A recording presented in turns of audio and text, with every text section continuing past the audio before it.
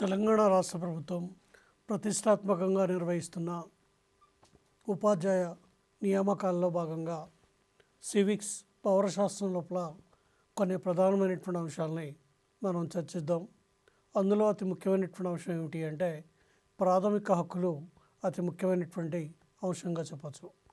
భారతదేశానికి 1950 జనవరి 26వ తారీఖున భారత రాజ్యాంగం అమల్లోకి వచ్చిన తర్వాత భారత రాజ్యాంగం లోపల మనం స్పష్టంగా భారత రాజ్యాంగంలో హక్కుల ప్రకటనని మనం ఏర్పాటు చేసుకోవడం జరిగింది. ప్రపంచంలో కొద్ది దేశాలను మాత్రమే ఈ హక్కుల ప్రకటనకు చెందినటువంటి ప్రస్తావన కనిపిస్తుంది. అలాంటి దేశాల్లో భారతదేశం ఒకటి. కాబట్టి మొట్టమొదటిసారిగా అమెరికా యొక్క రాజ్యాంగం 1789లో అమెరికా రాజ్యాంగం అమల్లోకి వచ్చింది. అమెరికా రాజ్యాంగం అమల్లోకి వచ్చినప్పుడు అమెరికా రాజ్యాంగం లోపల హక్కుల ప్రకటనని వాళ్ళు స్పష్టంగా రాజ్యాంగంలో పేర్కొనడం జరిగింది. ఇక అమెరికా రాజ్యాంగం కంటే 1789 కంటే ముందు అంటే హక్కుల ప్రస్తావన అనేది తీసుకున్నప్పుడు 1215లో కింగ్ ఎడ్వర్డ్ జాన్ అనేటువంటి బ్రిటన్కు చెందినటువంటి రాజు 1215 సంవత్సరం లోపల మాగ్నా కార్టా అనేటువంటి కార్టాని రిలీజ్ చేసిండు. ఆయన యొక్క మాగ్నా కార్టా మొట్టమొదటిసారిగా ప్రజలకు కావాల్సినటువంటి కొన్ని రకాలైనటువంటి హక్కుల గురించి ఆయన వివరించడం జరిగింది. కాబట్టి 1215 మాగ్నా కార్టా, ఆ తర్వాత 1789 అమెరికా రాజ్యాంగం, ఆ తర్వాత భారతదేశానికి స్వాతంత్ర్యం వచ్చిన తర్వాత భారతదేశం కూడా హక్కుల ప్రకటనని భారత రాజ్యాంగం లోపల పొందుపరచడం జరిగింది. కాబట్టి భారత రాజ్యాంగం పొందుపరిచినటువంటి హక్కుల ప్రకటన గురించి దానికి సంబంధించినటువంటి వివరాల గురించి మనం ఇప్పుడు సంక్షిప్తంగా తెలుసుకుందాం. మనకి భారత రాజ్యాంగం లోపల ఉన్నటువంటి 3వ భాగంలో 12 నుండి 35 వరకు గల అధికరణాలలో ప్రాథమిక హక్కుల గురించి వివరించడం జరిగింది. అంటే ఈ ప్రాథమిక హక్కుల గురించి మనం ఇంతకుముందు చెప్పుకున్నాం. ప్రాథమిక హక్కుల ప్రకటనని USA United States of America అనేటువంటి రాజ్యాంగం నుండి మనం గ్రహించడం జరిగింది. ప్రాథమిక హక్కులను మనం ఇండియన్ మాగ్నా కార్టా అనేటువంటి పేరుతో చెప్తున్నాం. రాజ్యాంగం అమల్లోకి వచ్చినప్పుడు 7 ప్రాథమిక హక్కులు ఉన్నాయి. ప్రస్తుతం 6 హక్కులు మాత్రమే ఉన్నాయి. ఎందుకు అంటే 1978వ సంవత్సరంలో 44వ రాజ్యాంగ సవరణ ద్వారా 30వ అధికరణం ప్రకారం ఉన్న ఆస్తి హక్కుని ప్రాథమిక హక్కుల నుంచి తొలగించడం జరిగింది. ఈ ఆస్తి హక్కుని ప్రస్తుతం మనకి భారత రాజ్యాంగం లోపల ఉన్నటువంటి 12వ భాగం లోపల 300A అధికరణంలో చట్టబద్ధమైనటువంటి హక్కుగా దీన్ని చేర్చారు. కాబట్టి ఎప్పుడైతే ఈ హక్కుని తొలగించడం జరిగిందో ప్రస్తుతం భారత ప్రజలు అనుభవిస్తున్నటువంటి హక్కులు ఎన్ని అంటే 6 హక్కుల్ని మాత్రమే భారత ప్రజలు అనుభవించడం జరుగుతుంది. అట్లాగే మొట్టమొదటిసారిగా హక్కుల ప్రకటన జారీ చేసినటువంటి వ్యక్తి ఎవరు అంటే 1215లో మాగ్నా కార్టా దీనిని ఇంగ్లాండ్ రాజు కింగ్ జాన్ ఎడ్వర్డ్ అనేటువంటి ఆయన క్రీస్తకం 1215లో ప్రజలకు కొన్ని హక్కులను ప్రసాదించారు. దీన్నే మనం మాగ్నా కార్టా అనేటువంటి పేరుతోటి ఇంగ్లాండ్ యొక్క చరిత్రలో పేర్కొంటూ ఉన్నాం. కాబట్టి మొట్టమొదటిసారిగా హక్కుల్ని ప్రజలకు ప్రసాదించినటువంటి రాజుగా ఆయన్ని పేర్కొంటున్నాం. ఇక రెండవది 1789 ఫ్రెంచ్ విప్లవం మానవ హక్కుల ప్రకటన లోపల మొట్టమొదటిసారిగా స్వేచ్ఛ, సమానత్వం, సౌభ్రాతృత్వం అనేటువంటి ఆదర్శాలని ప్రపంచానికి తెలియజేస్తుంది. మనకు తెలుసు ప్రపంచంలో సాంఘిక సమానత్వం కోసం జరిగినటువంటి విప్లవం ఫ్రెంచ్ విప్లవం. ఒక నాయకుడు అంటూ లేకుండా ఒక్కొక్క కాలంలో ఒక్కొక్క వ్యక్తి ఒక్కొక్క కాలంలో విప్లవాన్ని నడుపుకుంటూ పోయినటువంటి విప్లవం ఫ్రెంచ్ విప్లవం. అందుకోసం మీరు చూడండి, ఫ్రెంచ్ విప్లవం కన్నా బిడ్డను నేను అని చెప్పి ఒక ఆయన ప్రకటించుకుంటాడు. ఆయన ఎవరు అంటే నెపోలియన్ బోనపార్ట్. నెపోలియన్ ఏమంటాడంటే నేను ఫ్రెంచ్ విప్లవం కన్నా బిడ్డను, ఫ్రెంచ్ విప్లవం ద్వారా నేను రాజుగా అంటే ఒక నాయకుడిగా నేను ఎదిగినా అని చెప్పి నెపోలియన్ ప్రకటించుకుంటాడు. కాబట్టి సాంఘిక సమానత్వం కోసం ఫ్రెంచ్ విప్లవం జరగడమే కాకుండా అక్కడ ఉన్నటువంటి ప్రజలంతా కూడా సమానం అనేటువంటి ఒక సమానత్వ హక్కు కోసం జరిగినటువంటి విప్లవంగా మనం ఫ్రెంచ్ విప్లవాన్ని పేర్కొంటాం. కాబట్టి ఫ్రెంచ్ విప్లవంలోని మానవ హక్కుల ప్రకటనే మనకి స్వేచ్ఛ, సమానత్వం, సౌభ్రాతృత్వం అనేటువంటి ఒక నినాదాన్ని లేదా ఒక ప్రజాస్వామిక ఆదర్శాన్ని ఇవాళ ప్రపంచం మొత్తానికి కూడా అందించింది. ఇవాళ ప్రపంచంలో ఉన్నటువంటి అన్ని దేశాల్లో కూడా మనకి ఈ స్వేచ్ఛ, సమానత్వం, సౌభ్రాతృత్వం అనేటువంటి అభిప్రాయాలతోటి మనం ముందుకు పోతూ ఉన్నాం. అట్లాగే 1948 డిసెంబర్ 10 విశ్వ మానవ హక్కుల ప్రకటన అని చెప్తున్నాం. దీన్నే విశ్వ మానవ హక్కుల ప్రకటన అని చెప్తున్నాం. అంటే ప్రపంచం లోపల ఉన్నటువంటి మానవులందరికీ కూడా కొన్ని మానవ హక్కులు ఉన్నాయని, ఆ మానవ హక్కుల యొక్క డిక్లరేషన్ 1948 డిసెంబర్ 10వ తారీఖున ఆ డిక్లరేషన్ జరిగింది అని చెప్పి విశ్వమానవ యూనివర్సల్ హ్యూమన్ రైట్స్ డిక్లరేషన్గా దీన్ని పేర్కొంటూ ఉన్నాం. ఆ తర్వాత బ్రిటన్కు చెందినటువంటి A V Dicey law of the constitution అనే గ్రంథాన్ని రచించాడు. The law of the constitution అనేటువంటి గ్రంథం లోపల ఆయన సమన్యాయ పాలన అనేటువంటి భావనని ప్రవేశపెట్టాడు. డైసీ ప్రకారం సమన్యాయ పాలన అంటే అర్థం ఏమిటి అంటే చట్టం ముందు అందరూ సమానులే, చట్టం అన్ని రంగాలకు సమానంగా వర్తిస్తుంది, ఏ వ్యక్తి చట్టానికి అతీతుడు కాదు, అత్యున్నతమైనటువంటి పదవిలో ఉన్నటువంటి వ్యక్తి కానీ సామాన్యమైనటువంటి పౌరుడు కానీ చట్టాన్ని అతిక్రమించినట్టయితే సామాన్య పౌరుణ్ణి ఏ విధంగా శిక్షించడం జరుగుతుందో చట్ట అతిక్రమణ చేస్తే అట్లాగే అత్యున్నతమైనటువంటి పదవులలో ఉన్నటువంటి వ్యక్తులు కూడా ఆ విధంగా శిక్షించాలి అనేటువంటి ఒక రూల్ ఆఫ్ లా, సమన్యాయ పాలన అనేటువంటి భావనని బ్రిటన్లో ప్రవేశపెట్టి పౌరులంతా సమానం, ఏ వ్యక్తి కూడా ఇంకో వ్యక్తి కంటే గొప్పవాడు కాదు, ఏ వ్యక్తి కూడా ఉన్నతమైనటువంటి వ్యక్తి కాదు అని చెప్పి ఒక ఈక్వాలిటీని అంటే ప్రజల మధ్య సమానత్వాన్ని, పౌరుల మధ్య సమానత్వాన్ని కల్పించడానికి గ్రంథాన్ని రచించినటువంటి వ్యక్తి ఎవరు అంటే ఏవి డైసీ. అందుకోసమే బ్రిటన్లో ఇవాళ రూల్ ఆఫ్ లా అమల్లో ఉంది. రూల్ ఆఫ్ లా అంటే సమన్యాయ పాలన బ్రిటన్ లోపల అమల్లో ఉంది. కాబట్టి బ్రిటన్ దేశంలో పౌరులంతా సమానం. కాబట్టి ఏ వ్యక్తి కూడా చట్టానికంటే అతీతుడు కాదు, చట్టం కంటే గొప్ప వ్యక్తి కాదు, ఏ వ్యక్తి అయినా సరే చట్టం ముందు సమానం అనేటువంటి భావన మనకు బ్రిటన్ అనేటువంటి దేశం లోపల అమలు లోపల ఉంది. ఇక భారతదేశానికి వచ్చినట్టయితే భారతదేశం లోపల కూడా మనము సమన్యాయ పాలనని అన్ని రంగాల లోపల అనుసరించడం జరుగుతుంది. భారతదేశం లోపల కూడా చట్టం ముందు అందరూ సమానులు అనేటువంటి కాన్సెప్టు భారతదేశంలో కూడా అమల్లో ఉంది.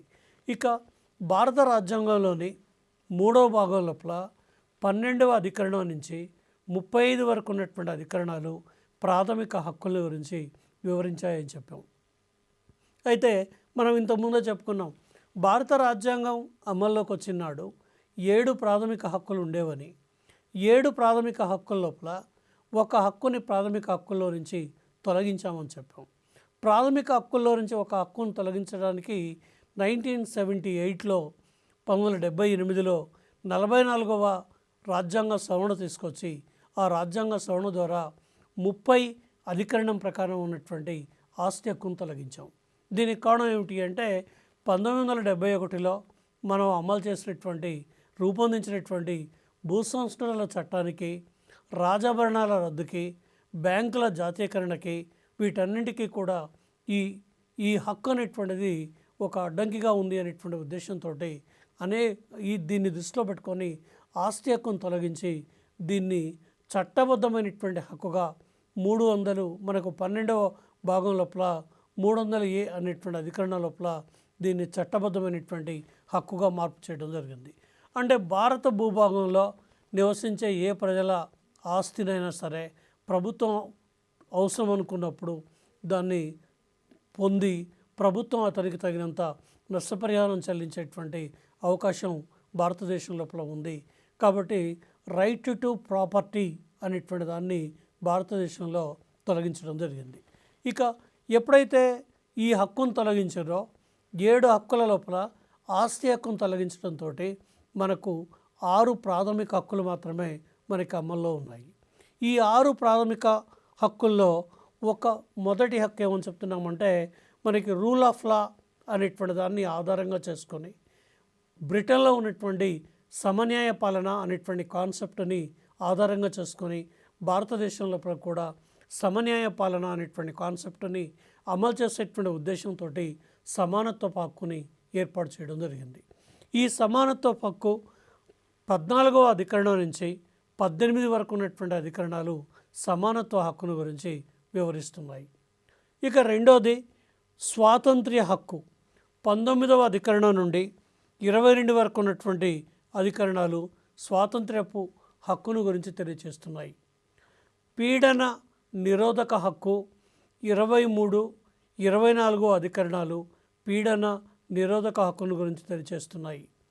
4వది మత స్వాతంత్ర్య హక్కు 25 నుండి 28 వరకు ఉన్నటువంటి అధికరణాలు ఈ అధికరణాన్ని గురించి తెలియజేస్తున్నాయి.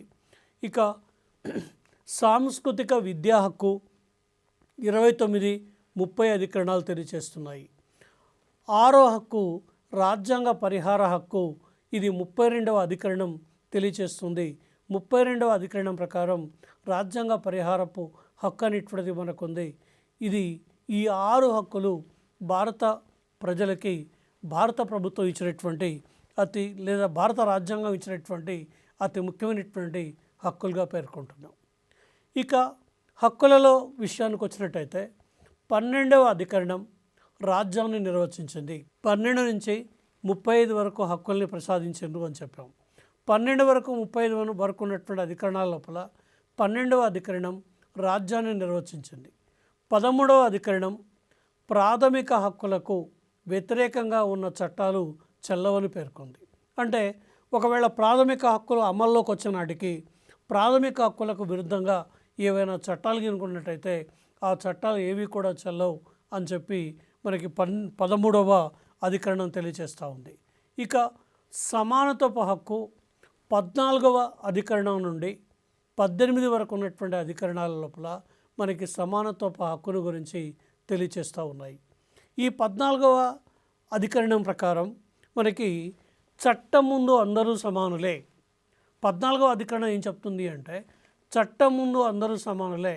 ప్రధానమంత్రి కానీ, రాష్ట్రపతి కానీ, ముఖ్యమంత్రి కానీ, గవర్నర్ కానీ, కామన్ మ్యాన్ కానీ, అంటే సామాన్యమైనటువంటి పౌరుడు కానీ ఎవరైనా సరే చట్టం ముందు సమానమే. ఏ వ్యక్తి కూడా చట్టానికి అతీతుడు కాదు. ఎవరు నేరం చేసినా అతన్ని చట్టం ముందు శిక్షించాల్సిందే. అతన్ని చట్టం ద్వారా అతని మీద కేసు నమోదు చేసి ఒకవేళ అతని యొక్క నేరారోపణ అతని మీద రుజువైనట్టయితే అతనికి శిక్ష విధించాల్సిందే. అతను అత్యున్నతమైనటువంటి ఉద్యోగి కావచ్చు, లేదా పదవిలో ఉన్నటువంటి వ్యక్తి కావచ్చు, సామాన్యమైనటువంటి వ్యక్తి కావచ్చు. భారతదేశం లోపల ఈ రూల్ ఆఫ్ లా అంటే చట్టం ముందు అందరూ సమానులు అనేటువంటి భావనని అమలు చేయడం జరుగుతుంది. ఇక దీని తర్వాత ఉన్నటువంటి 15వ అధికరణం ప్రకారం జాతి, మత, కుల, లింగ, జన్మస్థల సంబంధంగా పౌరుల మధ్య వివక్షత చూపరాదు. అంటే భారతదేశంలో నివసించే ప్రజలంతా సమానం. వాళ్ళు కాశ్మీర్ నుంచి కన్యాకుమారి వరకు లేదా తూర్పు నుంచి పడమర వరకు ఎక్కడ నివసిస్తున్నా సరే వాళ్ళంతా కూడా జాతిపరంగా కానీ, మతపరంగా కానీ, కులపరంగా కానీ, లింగపరంగా కానీ, అంటే స్త్రీ పురుష భేదం కానీ, జన్మస్థల సంబంధంగా కానీ ఏ రకమైనటువంటి వివక్షత భారతదేశంలో ఉన్నటువంటి ప్రజల మధ్య చూపించరాదు అని చెప్పేటువంటిది 15వ అధికరణంగా చెప్పచ్చు. ఇక 16వ అధికరణం ఏం చెప్తుంది అంటే ప్రభుత్వ ఉద్యోగ నియామకాలలో సమాన అవకాశాలు కల్పించడం జరుగుతుంది అని చెప్తుంది. ప్రభుత్వ ఉద్యోగ నియామకాలలో సమాన అవకాశాలు అన్నప్పుడు మనకు సందేహం రావచ్చు. ఏమిటి అంటే SC reservation, ST reservation, BC reservation, మహిళా రిజర్వేషన్ లేదా ఇంకా ఎక్స్ సర్వీస్ మెన్ రిజర్వేషన్స్ అని చెప్పి రకరకాల రిజర్వేషన్స్ రావచ్చు. ఇవన్నీ కూడా ఈ ప్రకరణం నుంచి మినహాయింపు పొందినాయి. అంటే ప్రభుత్వ ఉద్యోగాల నియామకాలలో అందరికీ సమానమైనటువంటి అవకాశాలు ఉంటాయి. అయితే రాజ్యాంగబద్ధంగా కొన్ని రిజర్వేషన్స్ కల్పించడం జరిగింది కాబట్టి అది దీని నుండి మినహాయింపు జరుగుతుంది. ఇక 17వ అధికరణం చాలా ఇంపార్టెంట్ అధికరణం ఏమిటి అంటే అస్పృశ్యత నేరం అని చెప్తుంది. దీన్నే మనం ఇంకేమని చెప్తున్నాము అంటే అంటరానితనం నేరం అని చెప్తున్నాం. ఏ రూపంలో ఇది పాటించడానికి వీల్లేదు. ఏ రూపంలో దీన్ని పాటించినా వాళ్ళకి శిక్ష పడుతుంది. దీన్ని అమలు చేయడానికే మనకి కేంద్ర ప్రభుత్వం ఎస్సీ ఎస్టీ అట్రాసిటీ యాక్ట్ అని చెప్పి ఒక కొత్త చట్టాన్ని తీసుకువచ్చి ఎవరైనా సరే కులం పేరుతో దూషించిన, కులం పేరుతో అవమానించిన, కులం పేరుతో హింసించిన, ఇంకే రకమైనటువంటి కార్యక్రమాలకు పాల్పడ్డా వాళ్ళపైన కేసు నమోదు చేసి శిక్షలు వేయించేటువంటి విధంగా మనకి అనేక రకాలైనటువంటి చట్టాలని తీసుకురావడం జరిగింది. కాబట్టి సమానత్వ హక్కు లోపల మనకి 17వ అధికరణం ప్రకారం అన్టచబిలిటీ ఈజ్ ఏ క్రైమ్ లేదా అంటరానితనాన్ని నేరంగా, అస్పృశ్యతని నేరంగా ప్రకటించడం జరిగింది. ఇక 18వ అధికరణం ప్రకారం సైనిక విద్యా సంబంధమైన బిరుదులు మినహా మరి ఏ ఇతర బిరుదులు ఇవ్వడం, స్వీకరించడం నిషేధించడం జరిగింది. మనకు తెలుసు సైనిక సంబంధమైనవి అంటే పరమవీర చక్ర కానీ, మహావీర చక్ర కానీ, లేకపోతే ఇంకా విద్యా సంబంధమైనటువంటి రకరకాల జ్ఞాన్పీఠ్ అవార్డులు కానీ, లేదా పద్మశ్రీ, పద్మవిభూషణ్ రకమైనటువంటి అవార్డులు కానీ ఇవి కేంద్ర ప్రభుత్వం ఇచ్చేవి. అంటే వివిధ రంగాల్లో గొప్ప సేవలు అందించినటువంటి వ్యక్తులకు ఇచ్చేటువంటి ఈ అవార్డ్స్ మినహా మరి ఏ ఇతర బిరుదులు ఇవ్వడం కానీ స్వీకరించడం కానీ నేరం అని చెప్పి మనకి 18వ అధికరణం తెలియజేస్తూ ఉంది. కాబట్టి ప్రాథమిక హక్కుల లోపల సమానత్వ హక్కు అనేటువంటిది చాలా ముఖ్యమైనటువంటి హక్కు. ఈ సమానత్వ హక్కు 14వ అధికరణం నుంచి 18 వరకు ఉన్నటువంటి అధికరణాల లోపల సమానత్వం తెలియజేస్తుంది. సమానత్వ హక్కు అంటే ఒక రకంగా సమన్యాయ పాలన అనేటువంటి భావనని అమలు చేయడమే. సమన్యాయ పాలన భావన అంటే మనకి 12వ అధికరణం రాజ్యాన్ని నిర్వచించింది.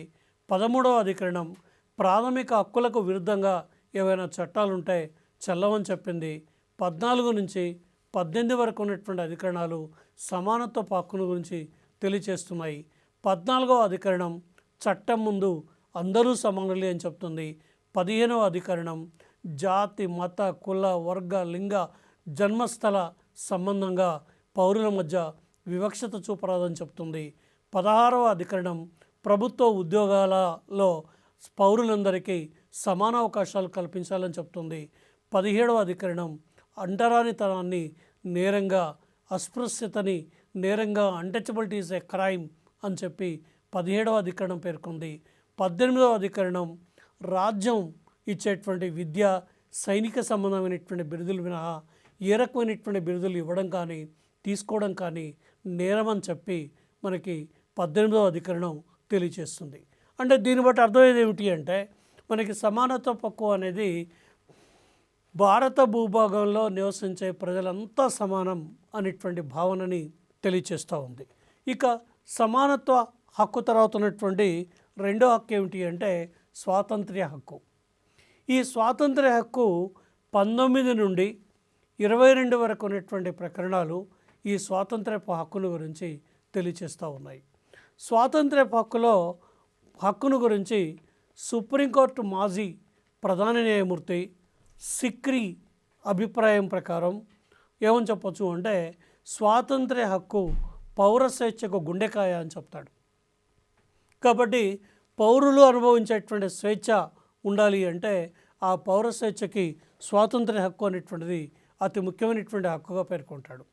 అయితే 19వ అధికరణం మనకి సప్త స్వాతంత్ర్యాలకు హామీ ఇచ్చింది. ఇక్కడ ఒక విషయం గుర్తుపెట్టుకోండి విద్యార్థులు, 19వ అధికరణం రాజ్యాంగం అమల్లోకి వచ్చినాడు సప్త స్వాతంత్ర్యాలకు హామీ ఇచ్చింది. అంటే దీన్ని ఏమని చెప్తామంటే ఫ్రీడమ్ ఆఫ్ 7, 7 స్వాతంత్ర్యాలకు మనకి హామీ ఇచ్చినటువంటిది 19వ అధికరణం. అయితే ఈ 7 స్వాతంత్ర్యాలు ఇప్పుడు లేవు. 7 స్వాతంత్ర్యాలు ఇప్పుడు లేకపోవడానికి కారణం ఏమిటి అంటే, ఆస్తి హక్కును ఎప్పుడైతే రాజ్యాంగంలో నుంచి తొలగించారో, అంటే ప్రాథమిక హక్కుల్లో నుంచి తొలగించారో, ప్రాథమిక హక్కుల్లో నుంచి ఆస్తి హక్కును తొలగించిన తర్వాత ఈ ఫ్రీడమ్ ఆఫ్ 7 ఫ్రీడమ్ ఆఫ్ 6 అయ్యాయి. అంటే ఈ ఆస్తి హక్కు ఆస్తి అనేటువంటి భావనను కూడా ఆస్తిని సంపాదించడానికి, అనుభవించడానికి, విక్రయించడానికి, దాన ధర్మాలు చేయడానికి ఒక వ్యక్తికి ఉన్నటువంటి స్వాతంత్ర్యాన్ని మనం 7వ స్వాతంత్ర్యంగా పేర్కొన్నాం. అయితే దీన్ని కూడా మనం తొలగించడం వల్ల ఏం జరిగింది అంటే, ఇప్పుడు ప్రస్తుతం ఫ్రీడమ్ ఆఫ్ 6 మాత్రమే మనకి అమల్లో ఉన్నాయి.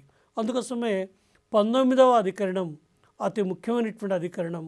ఈ 19వ అధికరణం మనకి సప్త స్వాతంత్ర్యాలు బదులు 6 స్వాతంత్ర్యాల్ని మనకి హామీ ఇచ్చింది. 6 స్వాతంత్ర్యాల్ని ఇవాళ మనం అనుభవించడం జరుగుతున్నాం. దానిలో ఒకటి వాక్ స్వాతంత్ర్యపు హక్కు. అందులోనే ఒక భాగం భావ వ్యక్తీకరణ స్వాతంత్ర్యం. అంటే వాక్ స్వాతంత్ర్యం, భావ వ్యక్తీకరణ స్వాతంత్ర్యం 19వ అధికరణం లోపల భాగం. ఇక రెండోది సంస్థలు, సంఘాలు ఏర్పాటు చేసుకునే స్వాతంత్ర్యం. సంఘాలు, సంస్థలు అన్నప్పుడు రాజ్యాంగబద్ధమైన సంస్థలు, రాజ్యాంగబద్ధమైనటువంటి సంఘాలు. అంటే రాజ్యాంగానికి వ్యతిరేకంగా సంస్థలను ఏర్పాటు చేసుకునే అధికారం లేదు. రాజ్యాంగానికి వ్యతిరేకంగా సంఘాలను ఏర్పాటు చేసుకునేటువంటి అధికారం లేదు. రాజ్యాంగానికి లోబడి, అంటే రాజ్యాంగం యొక్క అధికారాలకు లోబడి మనం సంఘాలని, సంస్థల్ని ఏర్పాటు చేసుకునేటువంటి అధికారం ఉంది అని చెప్పేటువంటిది ఏమిటి అంటే, రెండోది సంస్థల్ని, సంఘాలని ఏర్పాటు చేసుకునేటువంటి స్వాతంత్రంగా పేర్కొంటున్నాం.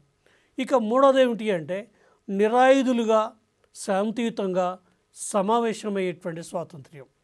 నిరాయుధులుగా అంటే ఏ రకమైనటువంటి ఆయుధాలు లేకుండా మనం శాంతియుతమైనటువంటి పద్ధతుల్లో సమావేశమయ్యేటువంటి స్వాతంత్ర్యం ఒకటి. ఇక నాలుగోది ఏమిటి అంటే పర్యటన స్వాతంత్ర్యం. పర్యటన స్వాతంత్ర్యం అంటే గిల్క్రిస్ట్ ఏమంటాడంటే, పర్యటన లేని జీవితం నిరర్ధకం అంటాడు. అంటే ఖచ్చితంగా పర్యటించాలి అంటాడు. పర్యటించాలి అంటే ఇక్కడ ప్రభుత్వం నిషేధించిన ప్రాంతాలలో పర్యటించే అధికారం పౌరులకు లేదు. భారతదేశాన్ని మొత్తాన్ని పర్యటించవచ్చు. నేను సియాచిన్ గ్లాసియర్లో తిరుగుతా, నేను ఆక్సాయిచిన్లో తిరుగుతా అంటే కేంద్ర ప్రభుత్వం, భారత ప్రభుత్వం అనుమతి ఇవ్వదు. ఎందుకంటే ప్రభుత్వం ఏ ప్రాంతాల్లో తిరగొద్దని నిషేధిస్తుందో, పర్యటించడానికి అవకాశం లేదని చెప్తుందో ఆ ప్రాంతాల లోపల పర్యటించడానికి అవకాశం లేదు.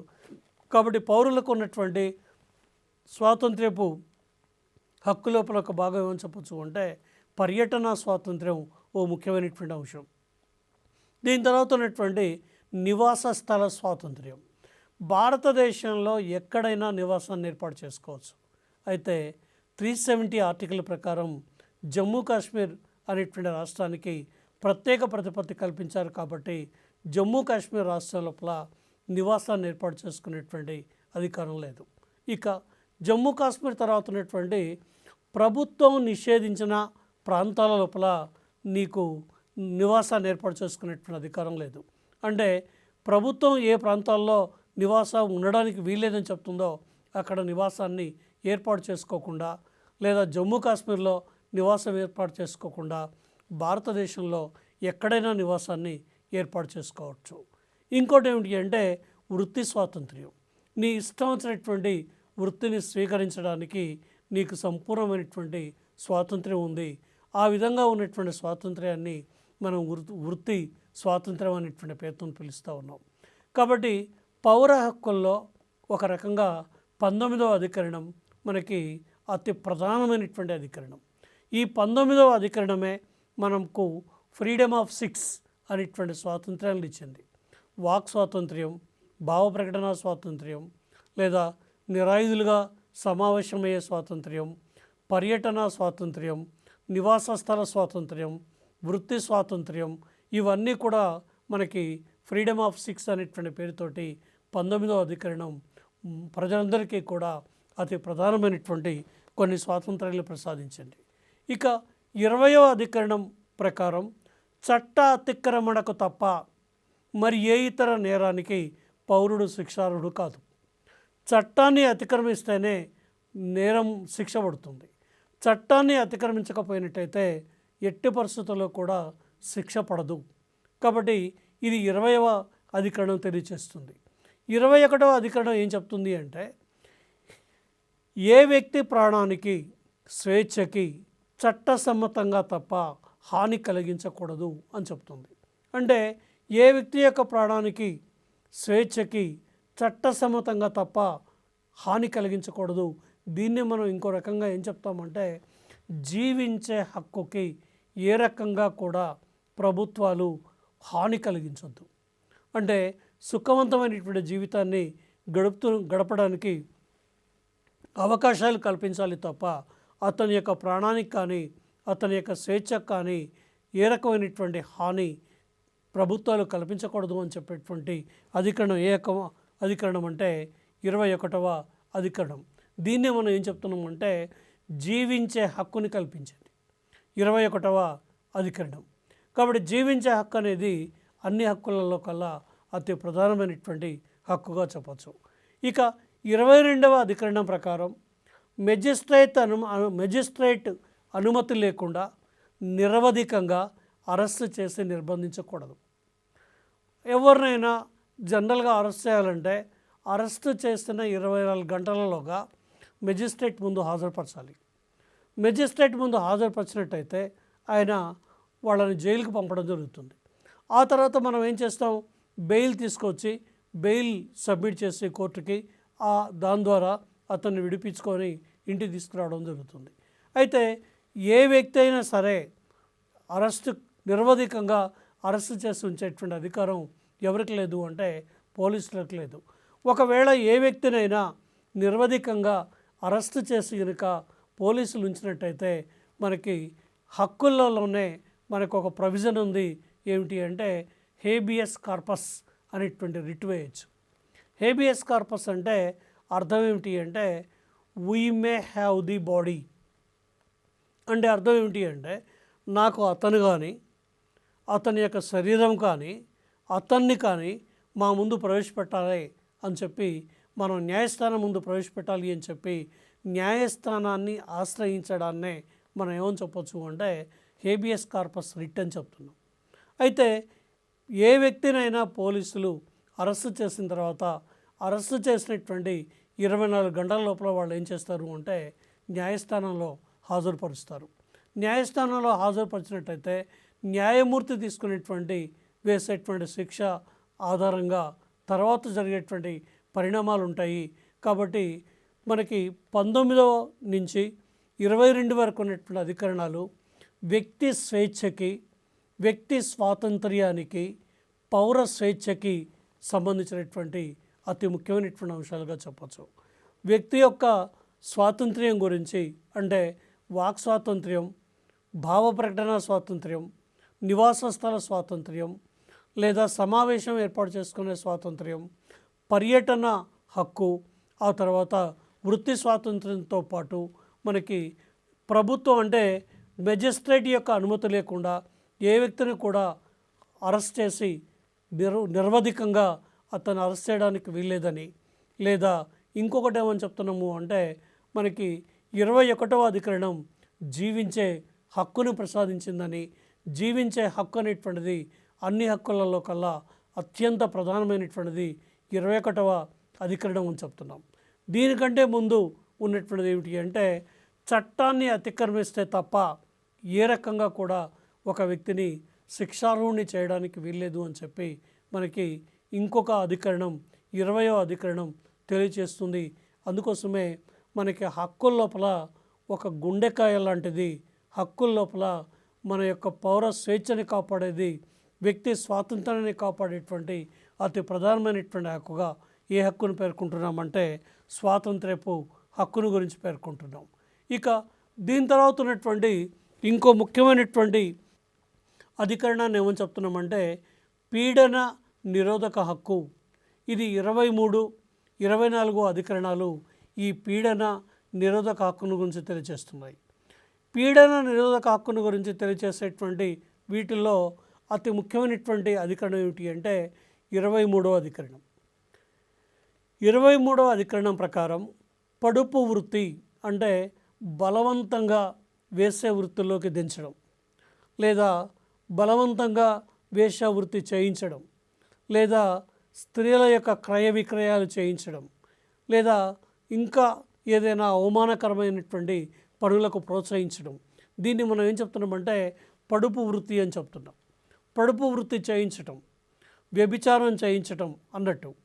వెట్టి చాకిరీ చేయించడం, వెట్టి చాకిరీ అంటే మనకి పూర్తిగా మనుషుల్ని పశువులాగా బానిసల్లాగా సేవలు చేయించడం, నిర్బంధంగా బిచ్చమెత్తించడం, చిన్నపిల్లల్ని వృద్ధుల్ని వీళ్ళందరినీ కూడా బెదిరించి శరీర అవయవాలు తొలగించి లేదా రకరకాలుగా వాళ్ళని బిచ్చమెత్తించేటువంటి కార్యక్రమాల్లో చేపట్టడం, అవమానకరమైనటువంటి పనులకు ప్రోత్సహించడం నేరం అని చెప్తున్నటువంటి అధికరణం ఏమిటి అంటే 23వ అధికరణం. కాబట్టి 23వ అధికరణం ప్రకారం మనకి ప్రతి భారతదేశంలో నివసించేటువంటి ప్రజలందరికీ కూడా ఇది వర్తిస్తుంది. బలవంతంగా పడుపు వృత్తి చేయించడం కానీ, వెట్టి చాకిరీ చేయించడం కానీ, నిర్బంధంగా బిచ్చమెత్తించడం కానీ, అవమానకరమైనటువంటి పనులకి ప్రోత్సహించడం కానీ ఇది నేరం అని చెప్పి 23వ అధికరణం తెలియజేస్తుంది. 24వ అధికరణం ప్రకారం మనకి 14 సంవత్సరాల లోపు ఉన్నటువంటి బాలబాలికలు ఎవరైనా ఉన్నట్టయితే వాళ్ళని గనుల్లో, పరిశ్రమలలో, ప్రమాదకరమైనటువంటి ప్రాంతాల లోపల పనిచేయించడానికి వీల్లేదు. ఆ విధంగా వాళ్ళను పనిచేయించకుండా కేవలం పాఠశాలకు మాత్రమే పంపించాలి. ప్రమాదకరమైనటువంటి పరిశ్రమల్లో లేదా కర్మాగారాల్లో లేకపోతే గనుల్లో ఎక్కడ కూడా వాళ్ళని పనిచేయించొద్దు. ఖచ్చితంగా ఆ వయసు ఉన్నటువంటి పిల్లల్ని స్కూల్కు పంపించాల్సిందే అని చెప్పేటువంటి అధికరణం ఏమని చెప్పొచ్చు అంటే 24వ అధికరణంగా చెప్పచ్చు. ఇక దీని తర్వాత ఉన్నటువంటి అతి ముఖ్యమైనటువంటి హక్కుని మత స్వాతంత్ర్యపు హక్కు అని చెప్తున్నాం. ఈ మత స్వాతంత్ర్యపు హక్కు 25 నుండి 28 వరకు ఉన్నటువంటి అధికరణాల లోపల మత స్వాతంత్ర్యపు హక్కును గురించి వివరించడం జరుగుతుంది.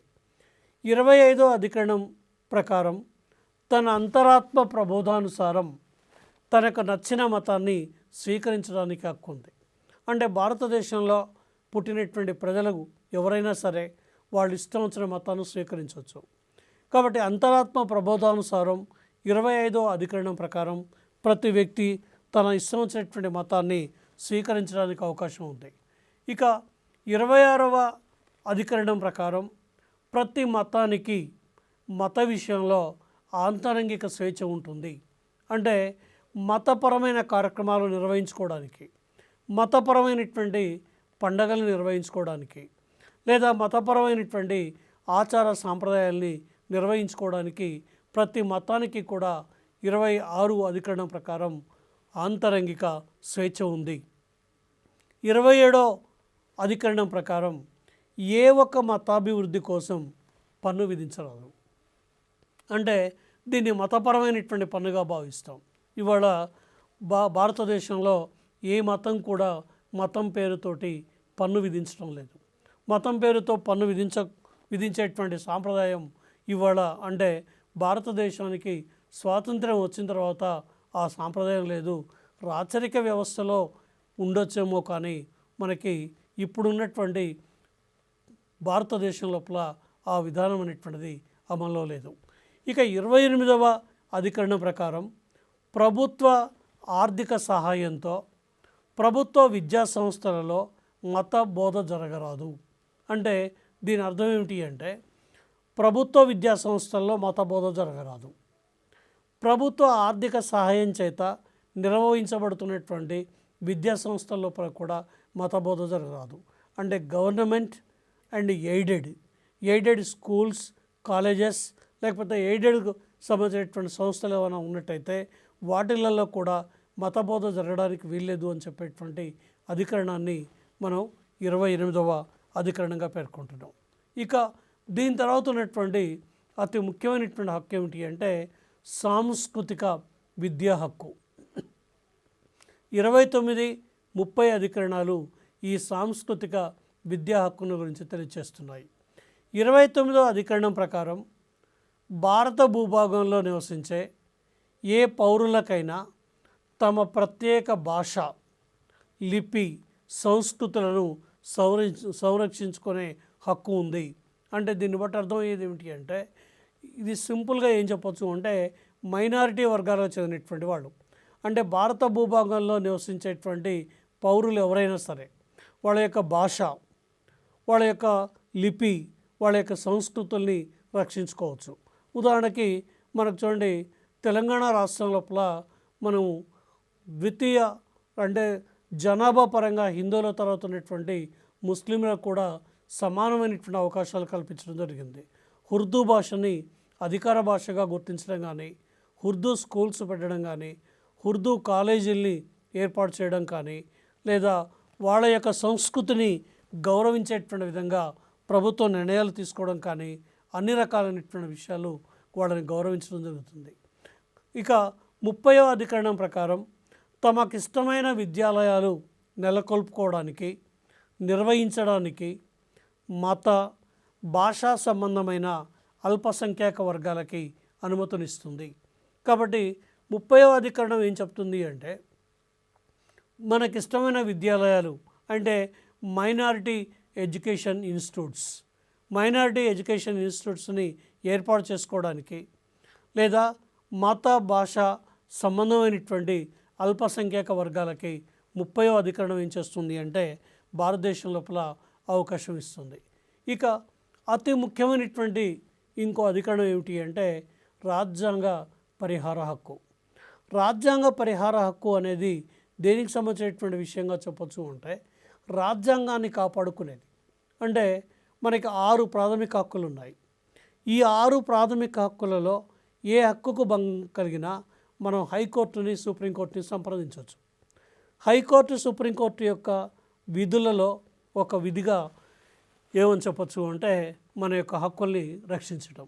మన యొక్క హక్కుల్ని రక్షించడమే కాకుండా హక్కుల్ని కాపాడడం. కాబట్టి మన యొక్క హక్కులకు ఏ రకమైనటువంటి భంగం కలిగినా మనం రాజ్యాంగాన్ని కాపాడుకోవడానికి, హక్కుల్ని కాపాడుకోవడానికి మనం సుప్రీంకోర్టుని ఆశ్రయించవచ్చు, హైకోర్టును ఆశ్రయించవచ్చు. మన యొక్క హక్కుల్ని మొత్తాన్ని కూడా కాపాడుకునేటువంటి అధికారం ఉంది. దీన్నే ఏమని చెప్తున్నామంటే రాజ్యాంగ పరిహార హక్కు అనేటువంటి పేరుతో చెప్తున్నాం. కాబట్టి ఈ రాజ్యాంగ పరిహారపు హక్కు అనేది అత్యంత ప్రధానమైనటువంటి హక్కు. మొత్తం రాజ్యాంగాన్ని లేదా హక్కుల్ని కాపాడుకునేటువంటి అతి ముఖ్యమైనటువంటి హక్కుగా పేర్కొంటూ, హక్కులకు కేంద్ర ప్రభుత్వం నుంచి కానీ, రాష్ట్ర ప్రభుత్వం నుంచి కానీ ఏదైనా భంగం వాటిల్లినప్పుడు మనం సుప్రీంకోర్టుని, హైకోర్టుని ఆశ్రయించి మన యొక్క హక్కుల్ని కాపాడుకునేటువంటి అధికారం భారతదేశంలో నివసించేటువంటి ప్రజలకు ఉంది. ఇక దీని తర్వాత ఉన్నటువంటి ఇంకొక ముఖ్యమైనటువంటి ప్రకరణం ఏమిటి అంటే 33 అధికరణం ప్రకారం ప్రాథమిక హక్కులు సాయుధ దళాలకు ఎంతవరకు వర్తిస్తాయో పార్లమెంటు చట్టం చేస్తుంది.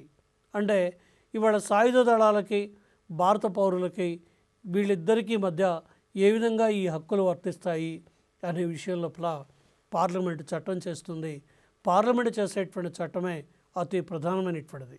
ఇక 34వ అధికరణం ప్రకారం సైనిక శాసనం అమల్లో ఉన్న చోట హక్కులు ఉండవు.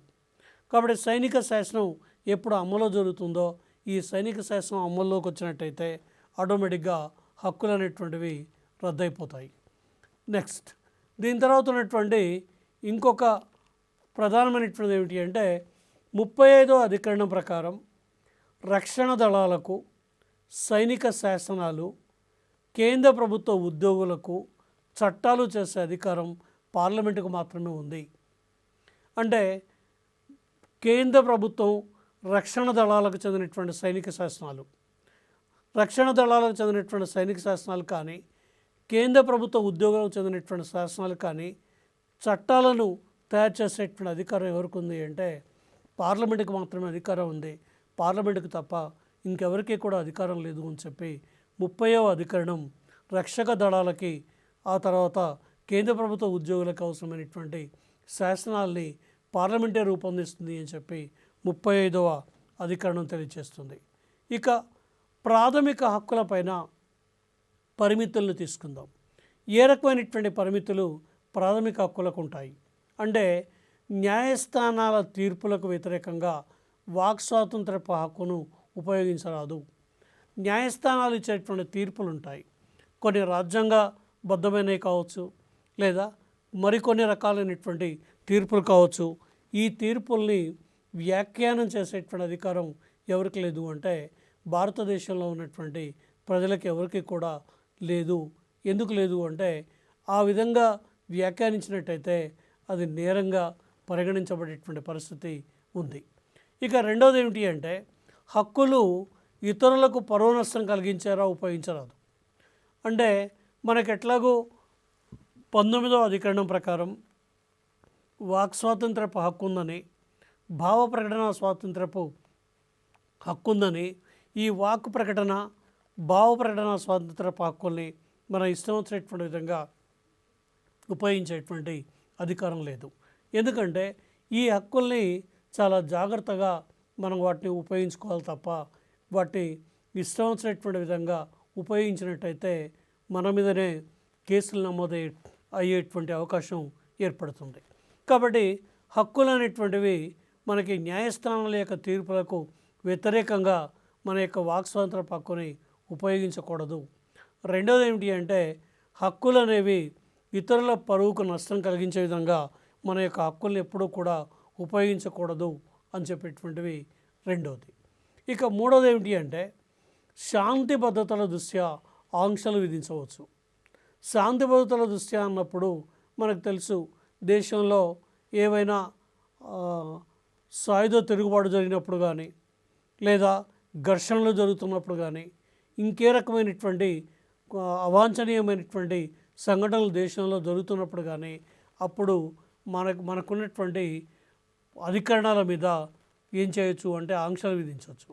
అంటే సమానత్వ హక్కు మీద కానీ, లేదా ఆ తర్వాత ఉన్నటువంటి వ్యక్తి స్వాతంత్రపు హక్కు మీద కానీ, స్వాతంత్రపు హక్కుతో పాటు ఉన్నటువంటి ఫ్రీడమ్ ఆఫ్ 6 స్వాతంత్ర్యాల విషయంలో కానీ, ఆ తర్వాత పీడనని నిరోధక హక్కు విషయంలో కానీ, లేదా మత స్వాతంత్రపు హక్కు విషయంలో కానీ, లేదా సాంస్కృతిక విద్యా హక్కు విషయం లోపల కానీ, లేదా రాజ్యాంగ పరిహారపు హక్కు లాంటి హక్కుల విషయం లోపల శాంతి భద్రతల దృష్ట్యా ఆంక్షలు, పౌర హక్కుల మీద, ప్రాథమిక హక్కుల మీద ఆంక్షలు విధించవచ్చు.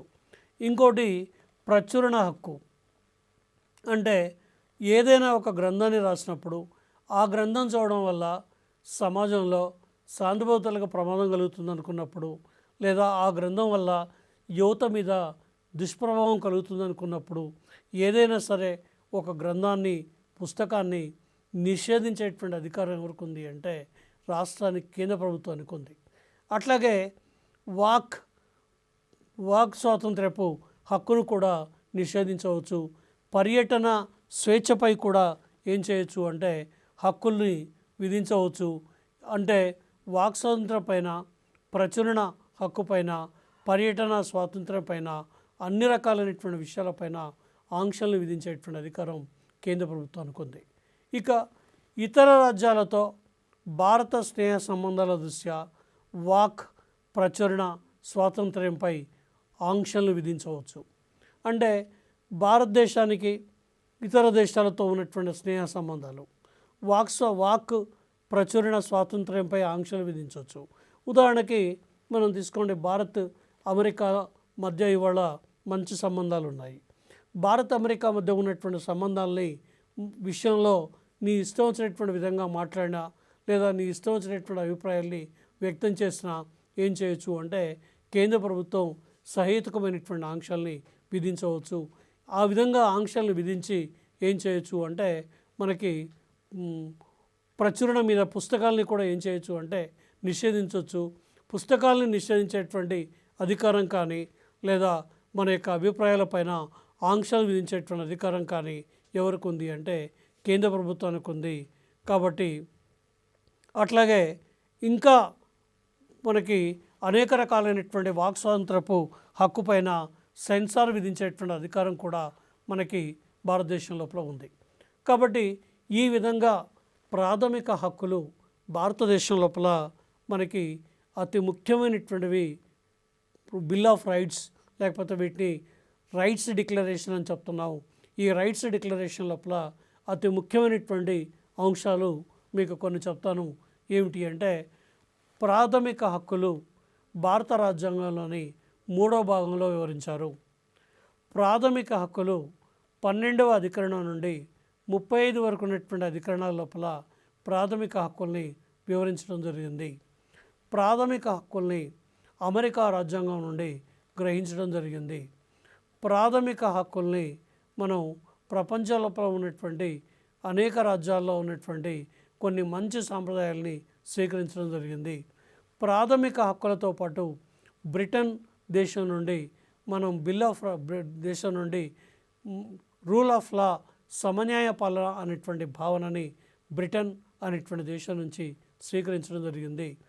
భారత రాజ్యాంగం అమల్లోకి వచ్చినాడు 7 ప్రాథమిక హక్కులు ఉండేవి. అయితే ప్రస్తుతం 6 ప్రాథమిక హక్కులు మాత్రమే ఉన్నాయి. ఒక ప్రాథమిక హక్కు అయిన ఆస్తి హక్కుని 31 అధికరణం ప్రకారం ఉన్న ఆస్తి హక్కుని ప్రాథమిక హక్కుల్లోంచి తొలగించి చట్టబద్ధమైనటువంటి హక్కుగా మార్పు చేశారు. 31 ప్రకారం ఉన్నటువంటి ఆస్తి హక్కుని 1978లో జరిగిన 44వ రాజ్యాంగ సవరణ ద్వారా దీన్ని ప్రాథమిక హక్కుల జాబితా నుండి తొలగించారు. ప్రస్తుతం ఆస్తి హక్కుని మనకి 12వ భాగం లోపల 300A అనేటువంటి అధికరణం లోపల ఒక చట్టబద్ధమైనటువంటి హక్కుగా మాత్రమే ఈ ప్రాథమిక హక్కుని చేర్చడం జరిగింది. కాబట్టి ప్రస్తుతం భారత పౌరులు 6 ప్రాథమిక హక్కుల్ని అనుభవించడం జరుగుతుంది. ప్రాథమిక హక్కులకి ఏ రకంగా భంగం కలిగిన హైకోర్టు నుంచి, సుప్రీంకోర్టు నుంచి మనం మన యొక్క హక్కులకి రక్షణ పొందవచ్చు. కాబట్టి ప్రాథమిక హక్కుల నుంచి రక్షణ పొందడానికి మనకు సుప్రీంకోర్టు, హైకోర్టు రిట్లను జారీ చేస్తుంది. ఆ విధంగా జారీ చేసేటువంటి రిట్లని habeas corpus, mandamus, certiorari, quo warranto, injunction order అనేటువంటి పేరుతోటి న్యాయస్థానాల నుంచి ఈ రిట్లు జారీ అవుతాయి. ఈ రిట్లని ఆధారంగా చేసుకొని మనం ప్రాథమిక హక్కుల్ని కాపాడుకోవచ్చు. అయితే మనకున్నటువంటి ప్రాథమిక హక్కుల్లో అతి ముఖ్యమైనటువంటి ఒక హక్కు ఏమిటి అంటే 17వ అధికరణం. 17వ అధికరణం అన్టచబిలిటీ ఈజ్ ఎ క్రైమ్ అని తెలియచేస్తుంది. అంటే అంటరానితనాన్ని నేరంగా ప్రకటించినటువంటిది 17వ అధికరణం. ఇక 19వ అధికరణం మనకి ఫ్రీడమ్ ఆఫ్ 6 సప్త స్వాతంత్ర్యాలకి, సప్త కాదు 6 స్వాతంత్ర్యాలకి హామీ ఇచ్చింది. ఈ 6 స్వాతంత్ర్యాలు ఏమిటి అంటే, మనం వాక్, భావ ప్రకటన స్వాతంత్ర్యం, ఇది 19వ అధికరణం ఇచ్చినటువంటి స్వేచ్ఛగా చెప్పచ్చు, స్వాతంత్ర్యంగా చెప్పచ్చు. వాక్ స్వాతంత్ర్యం, భావ ప్రకటన స్వాతంత్ర్యం 19వ అధికరణం ద్వారా వచ్చింది. పర్యటన హక్కు కానీ, లేదా నివాస స్థల హక్కు కానీ, లేదా శాంతియుతంగా సమావేశమయ్యేటువంటి హక్కు కానీ, వృత్తి స్వాతంత్ర హక్కు కానీ మనకి ఇవి అతి ముఖ్యమైనటువంటి హక్కులుగా పేర్కొంటున్నాం. ఇంకోటి ఏమిటి అంటే, ఇంకోటి 19వ అధికరణం తర్వాత ఉన్నటువంటి 21వ అధికరణం ఆస్తి, 21వ అధికరణం వ్యక్తికి జీవించే హక్కును కల్పించింది. వ్యక్తికి జీవించేటువంటి హక్కును కల్పించి ఏ విధంగా కూడా చట్టసమ్మతంగా తప్ప మరే ఇతర విధంగా కూడా వ్యక్తి యొక్క జీవితానికి, వ్యక్తికి నష్టం కలిగించొద్దు అనేటువంటి అభిప్రాయాన్ని మనకి 21వ అధికరణం తెలియజేస్తుంది. ఇక 21వ అధికరణం తర్వాత అతి ముఖ్యమైనటువంటిది ఏమిటి అంటే, మనం 25 అధికరణాన్ని తీసుకుంటే 25వ అధికరణం దేన్ని చెప్తుంది అంటే, మత స్వాతంత్ర్యపు హక్కును గురించి తెలియజేస్తుంది. అంతరాత్మ ప్రబోధానుసారం ప్రతి వ్యక్తి తన ఇష్టం వచ్చిన మతాన్ని ఆచరించడానికి, తన ఇష్టం వచ్చినటువంటి మతాన్ని నమ్మకం కలిగి ఉండడానికి, తన ఇష్టం వచ్చినటువంటి మతాన్ని ప్రచారం చేసుకోవడానికి హక్కు ఉంది అని చెప్పేటువంటిది 25 నుంచి 28 వరకు ఉన్నటువంటి అధికరణాలుగా చెప్తున్నాం. ఇక 29, 30 అధికరణాలు ఏమని చెప్తున్నాము అంటే మనకు సాంస్కృతిక విద్యా హక్కు అని చెప్తున్నాం. ఇది ప్రధానంగా మైనారిటీలకు ఉద్దేశించినటువంటి హక్కుగా పేర్కొంటున్నాం. అంటే అల్పసంఖ్యాక వర్గాలకు చెందినటువంటి వాళ్ళ యొక్క భాష, వాళ్ళ యొక్క లిపి, వాళ్ళ యొక్క ఆచార సాంప్రదాయాలు, వాళ్ళ యొక్క మతపరమైనటువంటి విద్య, వాళ్ళకు సంబంధించినటువంటి అన్ని రకాలైనటువంటి విషయాల లోపల నమ్మకాన్ని కలిగి ఉండేటువంటి విషయాన్ని గురించి తెలియచేసేటువంటిది ఏమిటి అంటే విద్య సాంస్కృతిక హక్కు అని చెప్తున్నాం.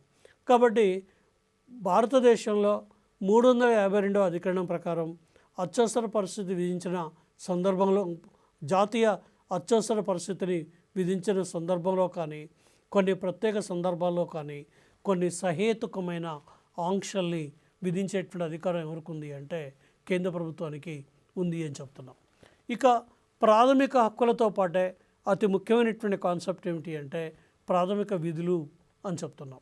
మనకి స్వరణ్ సింగ్ కమిటీ సిఫారసు మేరకు 1976లో 42వ రాజ్యాంగ సవరణ చట్టం ద్వారా భారత రాజ్యాంగంలోని 4వ భాగంలో ఏలో 51A అధికరణంలో 10 ప్రాథమిక విధుల్ని చేర్చినారు.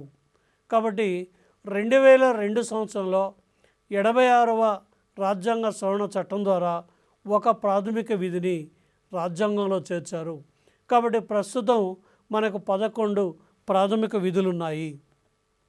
రాజ్యాంగంలో ముందు 10 ప్రాథమిక విధులు చేర్చారు, తర్వాత మరొక ప్రాథమిక విధిని చేర్చారు. ఇక 1977 జనవరి 3వ తేదీ నుండి ప్రాథమిక విధులు అమల్లోకి వచ్చాయి. 11వ ప్రాథమిక విధి 2002 డిసెంబర్ 12వ తేదీ నుండి అమల్లోకి వచ్చింది. 11వ ప్రాథమిక విధి ఏం చెప్తుంది అంటే 6 నుండి 14 సంవత్సరాల వయసు గల బాలబాలికలకు విద్యా సదుపాయాలు కల్పించాలి. అంటే దీన్ని ఏమని చెప్తున్నామంటే నిర్బంధ ఉచిత విద్య అని చెప్తున్నాం.